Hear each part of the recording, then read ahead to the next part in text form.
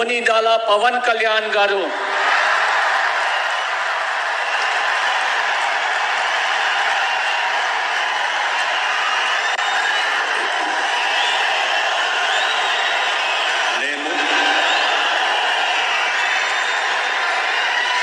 కొనిదల పవన్ కళ్యాణ్ అనే నేను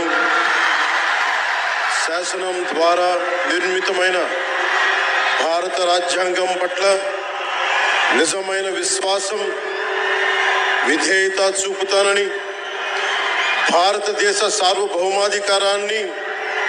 సమగ్రతని కాపాడుతానని, ఆంధ్రప్రదేశ్ రాష్ట్ర మంత్రిగా నా కర్తవ్యాలను శ్రద్ధతో అంతఃకరణ శుద్ధితో